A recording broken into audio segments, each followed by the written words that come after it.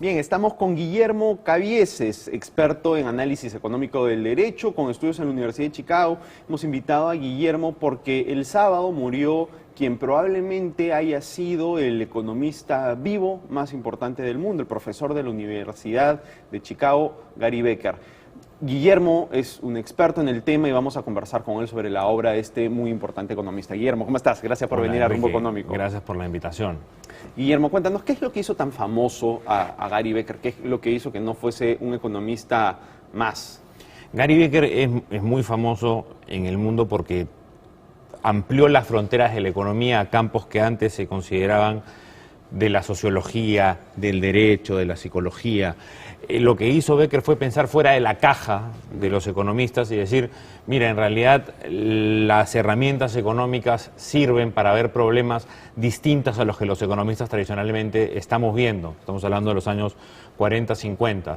Y así fue que empezó a estudiar la discriminación desde el punto de vista económico, la familia, el capital humano y la inversión en capital humano recientemente, la venta de nacionalidades como un problema, la inmigración ilegal. Y lo que hizo Becker fue ampliar el rango de tal forma que hoy la economía es una ciencia social que se aplica a muchos campos. Uno de ellos es el derecho. El análisis económico del derecho es en parte fruto de los trabajos de Becker. Ajá, cuéntanos el tema de la discriminación, porque es interesante, ¿no? Además, como tú dices, o sea, todos estos son campos en los cuales uno no suele esperar ver a un economista, ¿no? Empecemos con discriminación. Becker hace su tesis doctoral en discriminación en los años finales de los 40, principios de los 50. Fue muy criticado mientras estaba trabajando y cuenta él que si no hubiese sido por el apoyo de Milton Friedman, que fue su supervisor de tesis, no hubiese podido seguir adelante, porque Friedman le decía, mira, esta es una buena idea, la economía sirve para estas cosas. Lo que Becker dijo es, cuando alguien discrimina, asume un costo en el mercado. Entonces, la discriminación no es neutral, la discriminación cuesta. Y es en función de la situación del mercado que uno tendrá que ver qué tan costosa es la discriminación y si las firmas que discriminan van a poder seguir haciéndolo y ser exitosas. Claro. Él decía que la discriminación tiene varios efectos y varios fenómenos medibles. Uno es respecto de los consumidores. Yo no quiero comprar un producto que haya sido producido por una compañía que contrata a tales personas.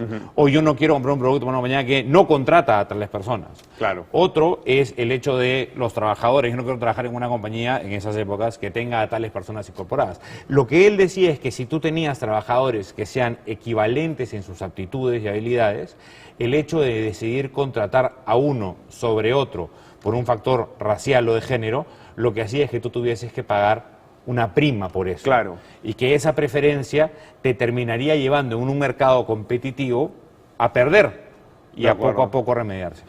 También es cierto que el trabajo de Becker tiene algunas salvedades. Se dice, en sociedades en donde las minorías son muy pequeñas, como Estados Unidos, la discriminación racial puede no tener un efecto muy notorio en el mercado. Claro. En sociedades como Sudáfrica, donde hay mucho más personas de raza negra que de raza blanca y la discriminación viene de un lado al otro. O como en Perú, por ejemplo, ¿no? O como en Perú. Ajá. Sí. Entonces los trabajos de Becker ayudaron a decir que la discriminación tiene un fenómeno económico que él midió además con una variable que se llama el ratio de discriminación, que permite en sus estudios identificar cómo se afectan los mercados en función de la discriminación. Claro, y es bien interesante porque si quieres va contra la intuición general, ¿no? Que es que los mercados son discriminadores y que más bien tú necesitarías algún tipo de acción estatal para corregir ese problema, ¿no? O sea, lo que estaría demostrando Becker es que los mercados más bien sí sancionan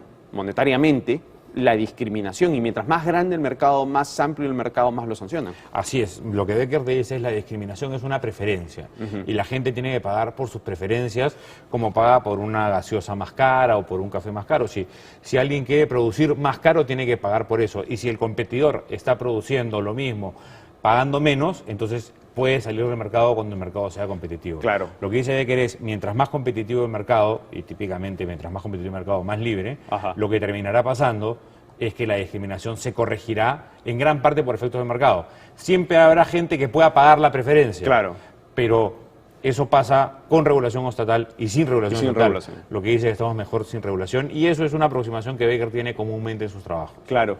Otro tema bien interesante y bien polémico también en el cual entró Becker es el tema de la familia. ¿No? Becker utiliza la economía para explicar por qué la gente se casa, por qué la gente tiene hijos, por qué la gente se divorcia. ¿No? Cuéntanos un poco sobre eso. Sí, Becker escribió un tratado sobre la familia que fue muy controversial en su momento. Lo que hace Becker es aplicar, Becker tiene un marco conceptual de herramientas que utiliza para todos sus análisis, que es la elección racional del individuo. Él dice que los individuos preferimos más que menos y tenemos preferencias relativamente estables en el tiempo que ordenamos en función de nuestro conocimiento y nuestra restricción presupuestaria. Y lo que hacemos, por decir, cuando elegimos una pareja, es pensar racionalmente que estamos mejor con esa pareja que solteros, porque los beneficios de estar con ella superan los costos. Básicamente, ¿no? Esto lo lleva también al análisis del divorcio. El análisis del divorcio te dice que llega a un punto en donde tú determinas que estar con esa persona te es más costoso que beneficioso, y así te divorcias. Tener un hijo es un fenómeno también en donde hay un cálculo económico posible en el modelo teórico. Y lo que explica Becker, que es una de las partes más interesantes de su tratado de la familia, es un trabajo estupendo, es que hay un recurso que se hace que nunca puede progresar o que nunca puede ampliarse, y es el tiempo. La gente tiene una cantidad limitada de tiempo. Y entonces, en sociedades altamente productivas, la gente tiene menos hijos porque les puede dedicar menos tiempo. Claro. Y entonces la decisión de tener más o menos hijos está fuertemente influenciada por el contexto económico en el que se vive, qué tan próspero es un país y qué tanto le puede dedicar tiempo el padre al hijo. Claro. Otro fenómeno importante de su análisis de la familia es cuánto deciden los padres invertir en los hijos. Tiene una correlación directa con cuánto creen los padres que los hijos los van a ver en la vejez. Porque hay una inversión alternativa entre invertir en capital humano en los hijos o invertir en un fondo de pensiones cuando uno sea viejo. Becker también tiene una serie de trabajos que sí dejaron un legado que fue muy influyente, además, que son sus trabajos sobre el crimen, ¿cierto? Sí, son además los que más han afectado el análisis económico del derecho y el análisis económico de las políticas públicas. Lo que Becker dijo, y es curiosa la historia, Becker estaba enseñando en aquella época en la Universidad de Columbia, por el año 60, cuenta él, y estaba tarde para tomar un examen a sus alumnos, y la verdad es que no encontraba dónde estacionarse y vio que había un sitio en una zona prohibida. Y dijo, sacó el cálculo, dijo, de la probabilidad de que me detecten esta hora, que pase un patrullero y me lleven el carro, versus llegar tarde a la clase, y decidió, haciendo ese cálculo rápidamente, cuadrarse ahí, y le fue bien, cuenta él. Claro. No bien se bajó del auto, dijo, eso es lo que deben hacer los criminales cuando deciden hacer algo de este tipo, y entonces planteó una fórmula que dice que el criminal lo que tiene es una suerte de razonamiento en donde decide cometer un crimen en función de la sanción multiplicada por la probabilidad de detección, a la que le descuenta todos los costos que el crimen le genera, el tener que contratar armas, entrenarse o qué sé yo.